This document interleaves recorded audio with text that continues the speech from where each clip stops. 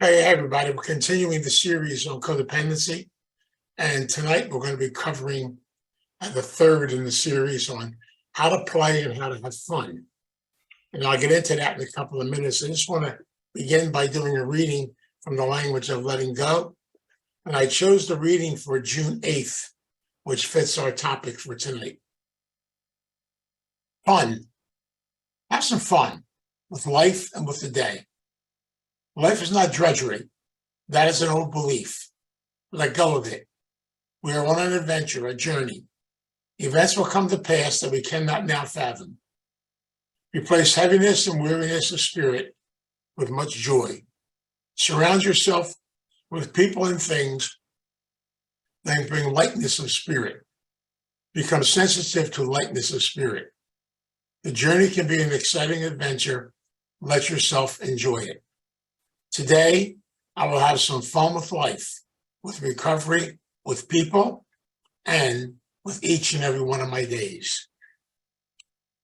I wanted to read that because one of the things I want to talk about tonight, which is one of the traits and characteristics of codependence, is that we have a tendency, I know it's because of this thing up here, we have a tendency to take life very seriously. In fact, codependents analyze everything. They try to figure life out even when it can't be figured out, because we decide we're going to figure it out. We try to figure people out, try to figure everything out. And as a result, many of us end up with, kind of brain fog or something to that effect. I've learned over the years that so many things in life, there really are no answers for it. And you'll never figure them out. Part of being powerless. So tonight, what I want to do is I want to give you the opportunity.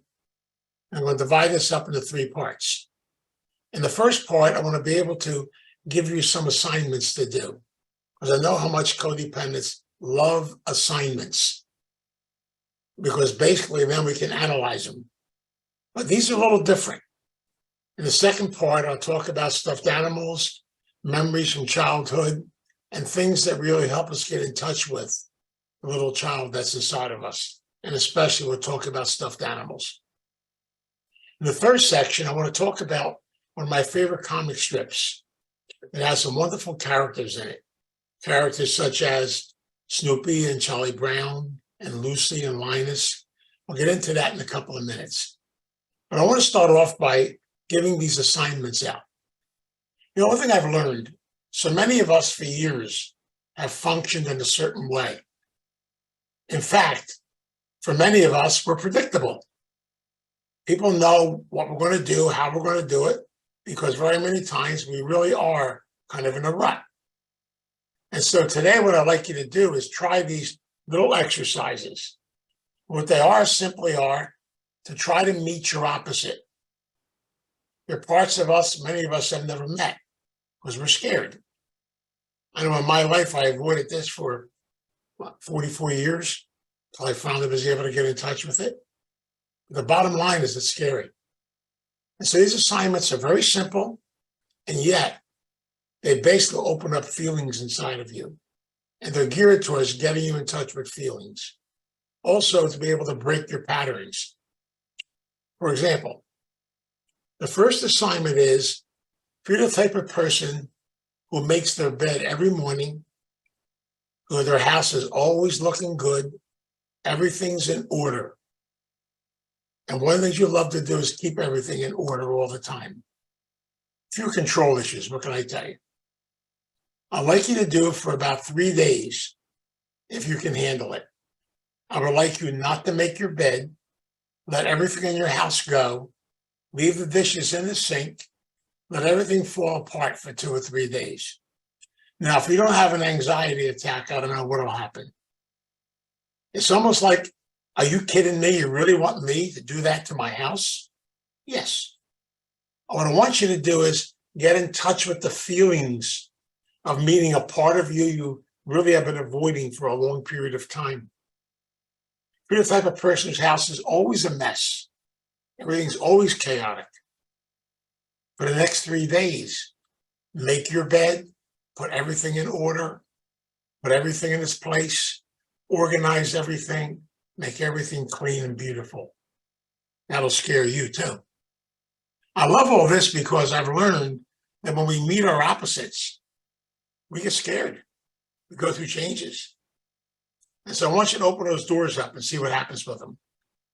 Now, there'll be an exam next week to see how you did, but don't worry too much about it.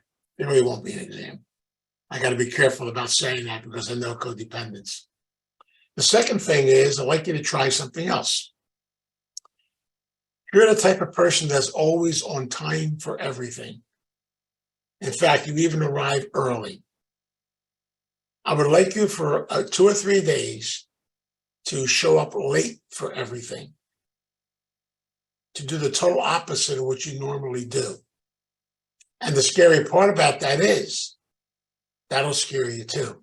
Not only you, it'll scare people around you. They want to know what's wrong with you. How come you're late all of a sudden? See how predictable we are? Now, if you're the type of person who's always late, I'd like you to show up about 10 minutes early for everything. That also will scare people. You know, it's amazing how people look at us and say, what's wrong? How come you're here early? What's going on? Once we change our patterns, people get upset with us. They get nervous. So do we. So it's part of it too. The third thing I'd like you to try to do, I would like you to try to do something naughty. Go out and pull a prank on someone. Now be careful. I don't want you to get in a lot of trouble. If you do get in trouble, don't call me, okay? But the bottom line is, pull a prank on someone. Have some fun. I'll tell you 2 stories about pranks that were pulled on me. My men's group a number of years ago decided to pull a wonderful prank on me. And I think one of the culprits is in this lecture tonight. But one of the things they did was they actually put a stone in my hubcap. Now, when driving down the street and I heard clank, clank, clank, clank, I could swear it was coming from my engine.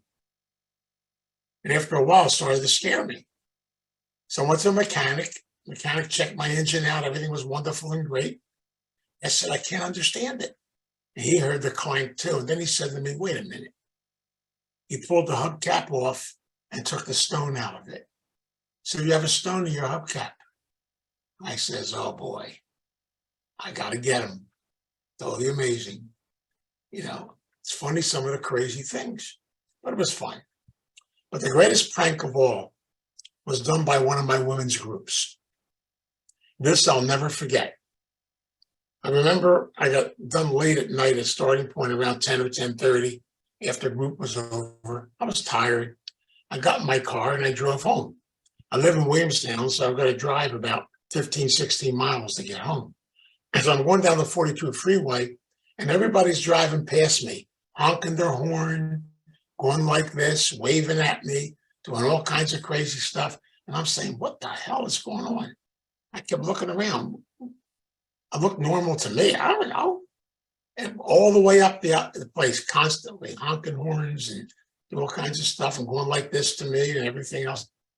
I got home and I said to my wife, I said, this was the craziest ride I ever had home. I don't know what's going on. Maybe something's wrong with the car. So we went out and looked at the car. And on the back of the car, my women's group had taken a poster of 3 girls in bikinis and pasted it across the back of the car. I drove 16 miles down the 42 freeway with that thing on the back of my car. And you wonder why. The horns were honking, everything was crazy, and they got me good.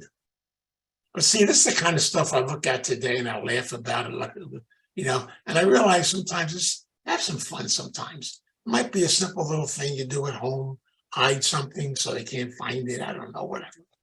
But just, you know, see what happens. You know, what I love about this is we have a tendency sometimes to be scared to do these types of things.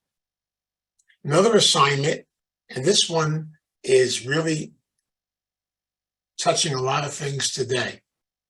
I would like you to take at least a half a day and two, shut your telephone off. Shut your TV off. Shut everything off and spend a half a day doing nothing. Nothing. And that means no headphones, no nothing. Just basically you and you only. You and nature. You know how scary that is today? We don't realize how connected we've gotten to different forms of technology. How we basically don't know how just to be quiet, not to listen. And especially shutting that telephone off for a half a day is scary. One guy said to me, well, I did it. He said, I shut it off at 11 o'clock at night and left it off till 6 o'clock in the morning while I was sleeping. I said, that doesn't count. He said, I got you, didn't I? But the bottom line is, we have to learn just to be quiet. I think we don't realize how addicted we've become to all types of technology, everything at our fingertips, just to be able to experience that silence and that peacefulness. So I give you these assignments so you can just go out and try some things that are different and really just get to meet the other side of ourselves. And it's scary. It's fun though. One time my wife and I went shopping and I guess we decided just to do things differently. So she sat inside the shopping basket. We walked around the store. Everybody looked at us like we had three different responses. Some person looked at us like we're totally nuts and crazy and ran away from us. Another person looked at us and got a big kick out of it. And a lot of people went like this. I don't want to see what's happening. They walk and look away from you. But it's so funny how people react. And today we live in a crazy world. I know we do. And yet it's so much fun sometimes just to be a kid, just to relax, take it easy, enjoy some peacefulness and quiet. So good luck with these assignments. For codependents, these things are really big assignments because really it means meeting a part of me that I really am scared to meet. Is it disorganized me versus the organized me? Different types of things in life which are really important. In the second area, I'm going to talk about childhood stuff. And one of the things I talked about and mentioned it last week, what I find very interesting is to go back and get some memorabilia and things that reconnect you back to your child. I've learned over the years that stuffed animals are a very powerful form of getting in touch with the little child that's inside of you. They're connected to your heart. They're a big part of our journey. And so if you have one, you can follow along with me. But I find this very interesting, and I got some stories I want to share with you about it. I want to start by sharing with you my very favorite little stuffed animal. And I want you to meet a good friend of mine called Little Vinny. The reason why I call this little guy Little Vinny is because I did my inner child work with him. He's a beautiful little guy. But God, does he have a story? I want to share that story with you. I met this guy, believe it or not, in 1964. That means he's old, like me. But the bottom line is, it's funny how things come into our life and how the higher power works. In 1964, I was a deacon. I was a deacon, basically getting ready to get ordained. And basically, if you had known me back then, I was a little uptight. I was a little nervous. And everything to me was black and white back then. I'm thinking probably wouldn't like me back then. Anyway, one day a lady came up to the rectory, knocked on the door. I answered it. And she walked up to me and she said, this guy right here, she said, here, this is a gift for you because I think you need it. I don't know what she was talking about. She handed me a stuffed animal and she said, "You need this. Spend some time hugging it." I said, "Okay." She left. I said, "What's the lady crazy?" I said, "What am I going to do with this thing?" I said, "Well, I better put it somewhere because, they give you something. They're probably going to come back and want to see it again. I want to know what you did with it." So I actually just basically stuck it on the shelf in my office. Now, don't ask me why. I call this a God thing. Every parish I went to, I would pack this guy up, bring him to my office, and put him on a shelf. And so he sat on that shelf from 1964, on different shelves, of course, in different rectories, from 1964 up until the year 1985. It's a long time to sit on a shelf. In 1985, I got involved in doing a lot of my therapy and my codependency work with a very special man, very special therapist, whom I'm grateful for today. In fact, he's not with us anymore. I have a plaque up in my office with his photograph on it to remind me of the beautiful things I was taught. But he said to me one day, he said, "When you come next week, I want you to bring with you a stuffed animal." I said, "Are you for real?" He said, "Yeah." I went home. I was a priest then. I went home and I said, "I guess I got to go buy one." But then I saw this guy sitting on a shelf. I said, "Oh, okay." Took it off the shelf, put it inside a shopping bag, went to the therapy session with my shopping bag, and I said to the therapist, "Here's your stuffed animal." He said, "No, no, no." He said, "Come on with me." Took me into the back room. He had a recliner in the back room. Had me sit on the recliner, hold this stuffed animal to my heart, put soft music on, dim the lights, and he said, "For the next 50 minutes, this is your session today. I want you just to lay here, hold on to the stuffed animal, close your eyes, and just be here and listen to the music." Well, a part of me was saying, "I'm paying you money for this session." He said, "Just do it." And so for some reason, I did it. And the first 10 minutes was awkward, was uncomfortable. I still remember it. But then something happened. It's almost like after 10 or 15 minutes, I start getting these feelings inside of me. Things start coming up. And by the end of the session, I actually had tears in my eyes. I was crying. I began to feel things I never felt before. It's almost like the little boy in me finally came alive. And I'm grateful for that. And that's why today, this little guy, I renamed him Little Vinny. He sits on my desk in my office. And I have him in one corner and my therapist, Mister, in the other corner. It's a constant reminder to me, with gratitude and love, for the gifts of being able to finally turn a corner in my life and begin to make some changes. Along with that, it kind of developed a love for me, for things from my childhood. For example, I told you last week, I have my little booties when I was a little boy. They're worn out on one side. I also have my toe tag for when I was born. They did toe tags back then. All different types of things, just memorabilia. But above all, I learned my relationship with stuffed animals. So I actually bought a gift for myself back in the middle 90s. And that gift is right here. I have to share it with you. This is my buddy, and his name is Lucky. And I named him after my dog who died a few years ago. My dog was 17 years old, and my dog was a husky. And so I named him after my husky.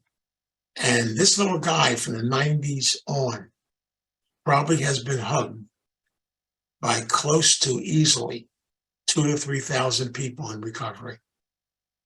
I would bring him to the rehabs when I went there, or bring him to meetings. I bring him everywhere. I asked people to give him a hug. So I nicknamed him my recovery bear.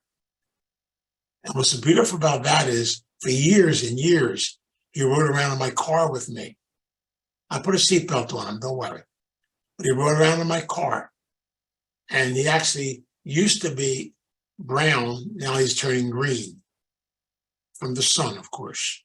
But the bottom line is, every time I look at him, it reminds me of all the beautiful people I've met on the course of my journey in recovery. There's memories connected with so many things in the course of our life. Like Walt has a beautiful memory connected with his wife, with that beautiful stuffed animal that was connected with. All of us have memories. Memories are so powerful and so beautiful to be connected. So he rode in the car for so long, I decided he must be lonely. So I got him a companion. I got him another beautiful little character. And this character is named Fluffy, named after my dog when I was a little boy that I had in Camden. And so now, Lucky and Fluffy spend a lot of time together. I was actually going to do a marriage ceremony for them, but that's okay. But since they had spent so much time together, they had a little guy named Muffy. And he's not here with me tonight because my granddaughter confiscated him and decided to raise him. And so they right now, the two of these guys have a very special chair that was given to me. It's a director's chair with my name on the back. And they sit in that chair and help direct things for me. They're totally amazing. This is their new spot and their new place. I feel very special about them. And I love them because they really are a big part of my journey. And so what I've learned in sharing this is there's so many beautiful things that help us to go back and actually meet and connect with the little child that's inside of us. And that's an important part of the journey that we're on. And I realize this because it's so important. It's part of our journey. My other buddy is with me all the time too. He's become a big part of my life because I share later on about my buddy here. And this is my Snoopy. And Snoopy to me is the symbol of the spirit of recovery. But I'll talk about that in a couple of minutes. He's a big part of it. So hang in there for a minute, Snoopy. I'll be back to get you. I wanted to share another story with you because stuffed animals have a beautiful way of getting people to communicate, to open up. You know, my wife's sister is in a group home. She's a beautiful girl. Her name is Dorothy. She's a very beautiful lady. She's in her 60s. And she's been in a group home most of her life. She's mentally challenged. And she has a little stuffed animal given to her by her mother. The name of the animal is Oscar the Grouch from Sesame Place. Now, Oscar the Grouch is her companion. She talks to Oscar. Oscar talks to us. And then we go to the restaurant and we say to her, Dorothy, what do you want to eat? She says, Oscar, what should I get? So Oscar and her decide. Oscar is her voice, the voice of her little girl. This is totally amazing. And I get a kick out of it. And so every year now, we have to have a birthday party for Oscar. It's October 13th. She picked the date. We have a big birthday party. We decorate the whole house in green for Oscar. We have all kinds of Sesame Street stuff. And this place looks like the middle of Sesame Street. We have a lot of fun. It's really great. Of course, her real birthday is in March. But every time we visit her, the first thing she says to us, don't forget Oscar's birthday. Let's go get birthday cards. So every time we visit, we go to the dollar store and we have to buy 4 birthday cards for Oscar. At home now, we have a stack about that high of birthday cards for Oscar. It's totally amazing. And yet it's so important. You know, so it's something that's very powerful. And I'm learning over and over again. There is a little child inside of each and every one of us. And that little child is real. And that that little child needs a voice. And we have feelings inside of us about that little child, that little boy, that little girl. Don't be afraid to give. Please give your little child a voice. Let her speak. Let him speak. They have a lot of feelings. We can learn so much from them. And sometimes it takes things like this, open us up to be able to realize we need to play and have fun and not look at life so much. I mean, we live in a crazy, insane world. Doesn't mean we have to be crazy and insane. So we need playmates, people to do stuff with, to have fun with, people just to be able to let your hair down. You know, it's a great experience just to be able to see that and connect with it. And I'm learning over and over again, we need each other in our life. We can't isolate and be off by ourselves. It's no fun. So if you don't have one, get one. You need it. Give it a good hug. I see, Sue, you got one back there, right? Yeah, okay. Wave to him. It's totally amazing. There's so many beautiful ones here. John and Pat's hiding behind. Pat's stuffed animal is so big she can't even open. Look at it. Here it comes. The elephant. That's pretty neat. Kathy, take a look, Kath. Let me see. Come on. Kathy, let me see Pug News. Okay, there he is. All right. Good. Let's make them all wave. Come on, Walt. After everybody's got to wave. Say hello to everybody. We got a great collection here today. It's unbelievable. It's fun. Now, those of you who don't, all right. Wow, where'd that one come from, Sue? That's pretty neat. Look at that. All right. I love it. Okay. Okay, so that's great, guys. I'm proud of you. You know, if you can get stuff from your childhood, even photographs of yourself as a little child, pick one up. Bring it. John showed us his today. Get connected. It's all these beautiful little things that bring us back to that little kid. And deep down inside, guess what? We're just a bunch of little kids. That's all we are. We're little kids in adult bodies. And so we need to relax a little bit and enjoy. So enjoy the stuffed animals. Thanks, guys. Another thing I want to talk about today, and this is a big, important part of this journey.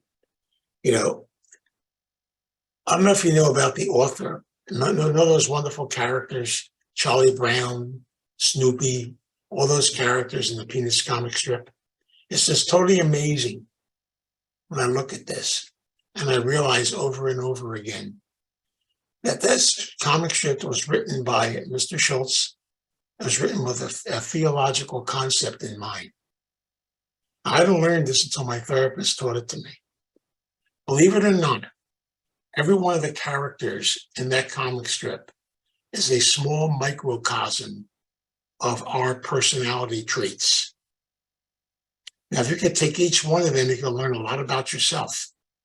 And one of the beautiful things about the therapy sessions I went to, because my therapist was a little weird, when I went to therapy, he would have me role play one of them every week. And I learned so much about myself through role playing those little characters. So today I want to share some of them with you and show you why they're an important part of my journey and how they interconnect with us in the course of our journey in life. And the first one I want to share with you is one we can all relate to. Her name is Lucy. Lucy has a few control issues. Lucy the Grouch. She should be Oscar. But Lucy basically is always trying to run everybody else's life, give advice to everybody. She even sets her own psychiatric stand and charges a nickel. And of course, the other crazy codependent, Charlie Brown, always goes to her for advice, and he always gets in trouble as a result of it. But one thing about Lucy is Lucy, she tries to run everybody's life and do everything. And sometimes we get a little crazy. So we have a little bit of Lucy inside of all of us. I call her Lucy the addict, the addictive personality, the control personality. It's all part of us. You know, I love when Lucy and the other character, remember Schroeder, the piano player? And Lucy is always trying to get his attention, drives him crazy, makes him half nuts. But he's good, Schroeder. I got to give him credit. He just plays along this piano and doesn't pay any attention to her at all, you know. But there's a Schroeder inside of us. How do we deal with things sometimes? Make believe they're not there. Just make believe that they're going to go away. You know, I'll do it later. Just stay in my little world. I can isolate and hide. And hiding a lot of times is a good way to avoid having to look at things and feel things and deal with things. So there's Schroeder inside of all of us too. That little sucker's hiding in there sometimes.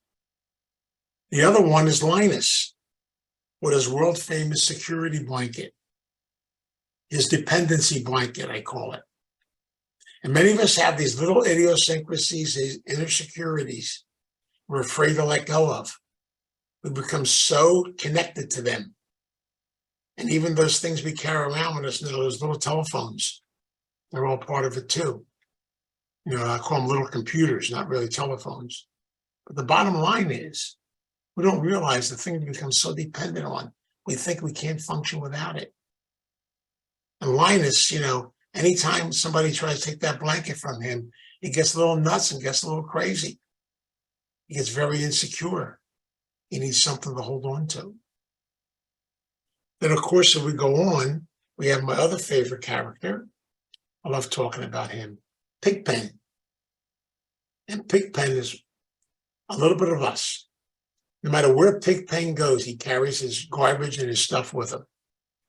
He carries his secrets with him, no matter what. And many of us, especially in recovery programs, have tried things called geographical changes. You know, so interesting. Guess what? You still bring your stuff with you no matter where you go, no matter what happens.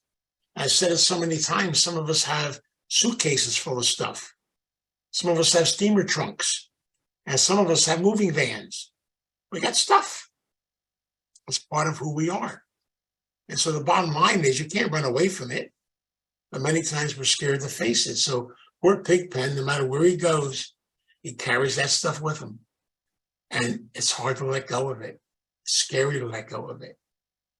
I know I carried Pigpen inside of me for 44 years. I could function on the outside, but the inside was so frozen and stuffed and everything else. It took a while to wake it up. I don't want to do that anymore. It's a big part of it.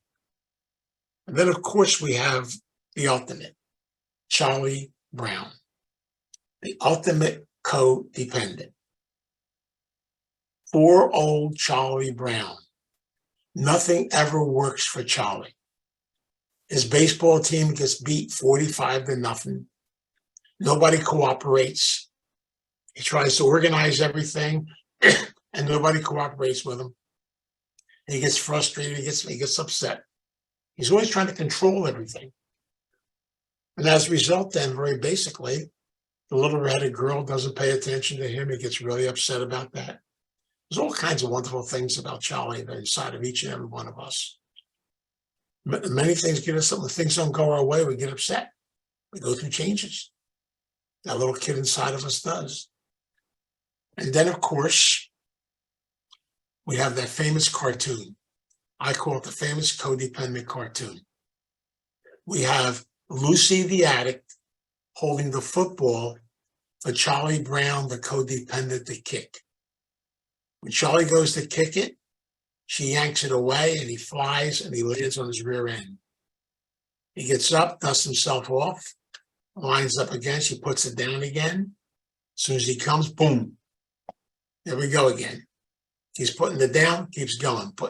After about 10 times, they say, Charlie, she's not going to hold the football, don't you get it? And Charlie says that famous word, someday she will.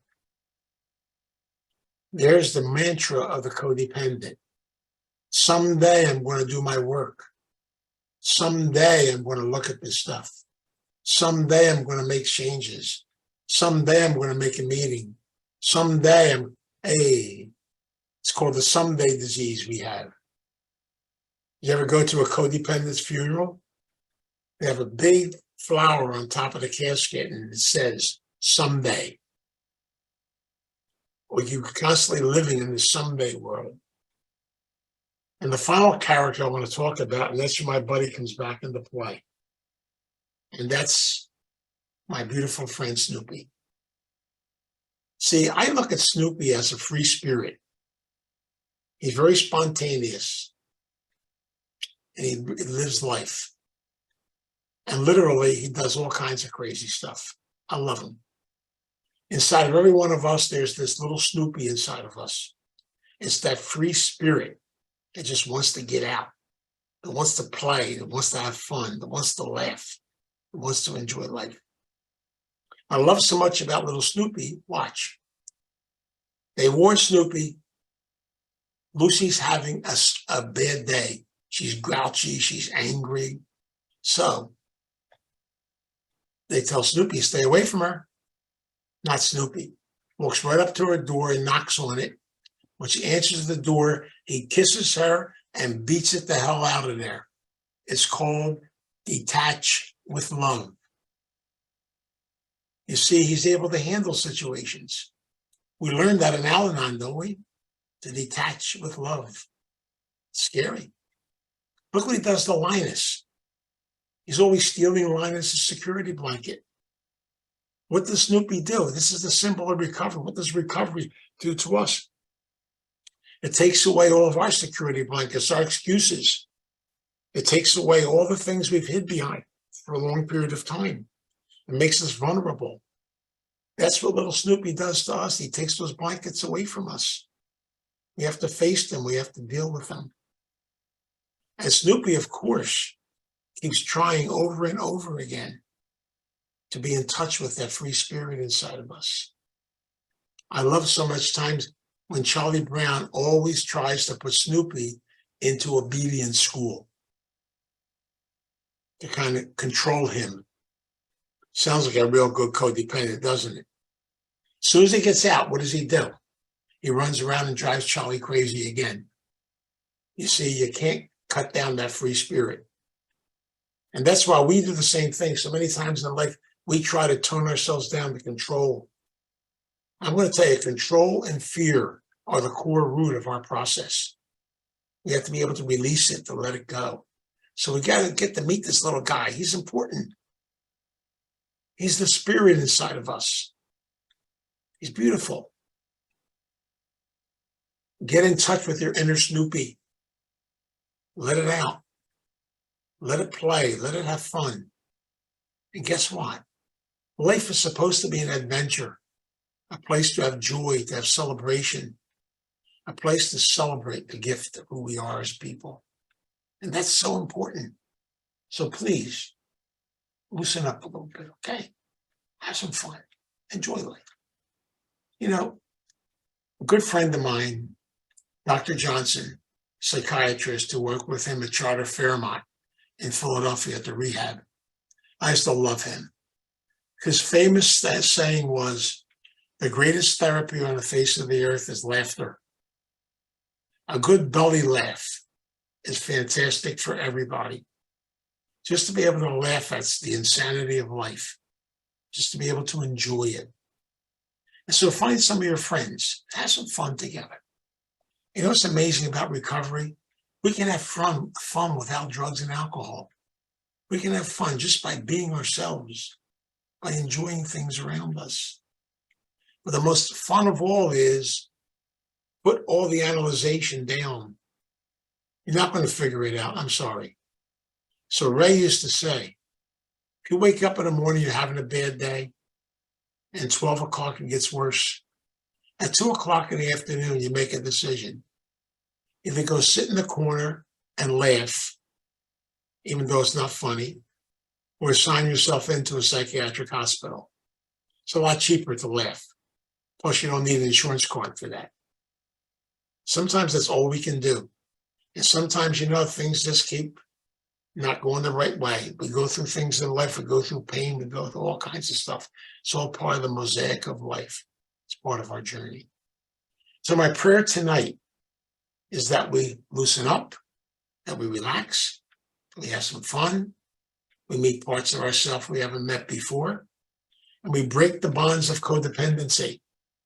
and be able just to enjoy the people that are around us, to celebrate them. You know, in gratitude, I constantly am so grateful for all the people I'm connected to in recovery. I'm grateful for all the wonderful, crazy, fantastic people that are here tonight. I'm grateful for all your little stuffed animals. I'm grateful for your journey. We're all different, you know. We all have our own idiosyncrasies, our own little behaviors and stuff to that effect. It's still wonderful. So much fun to be human. And, you know, got to go through it. What can I tell you? We have aches and pains. We make noises in certain places. What can I tell you? As you get older, you make more.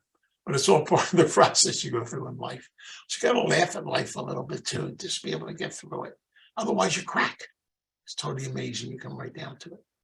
So let's pray for that spirit.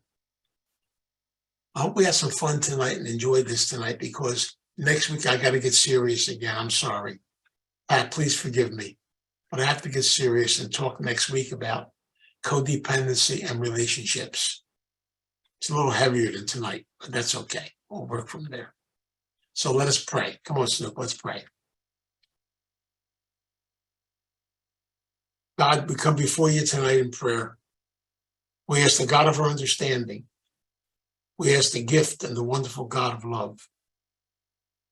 We ask that we call upon a higher power, a higher presence, to help us, to guide us, and allow us not to be afraid to be a little child, not to be afraid to play, not to be afraid just to enjoy, not to be afraid to laugh, not to be afraid just to deal with life the best that we possibly can. We know with your help and with your guidance and your direction, you send so many wonderful teachers into our life. Teachers like this little guy I'm holding right now. Teachers like little Vinny. Teachers that teach us beautiful things about ourselves. Don't be afraid to celebrate. Every day, give that little stuffed animal a hug. Tell you how much it's loved, because you're telling yourself how much you are loved. God, please help us to be more lovable to ourselves, to celebrate who we are, and to realize that we are the most unique person you've created on this earth. And we thank God for that every day. Come together in gratitude, come together in love, and we come together also with laughter and play. Thank you for all the gifts you've given us on this earth. We pray and we ask this every day. We pray it in your name. Amen.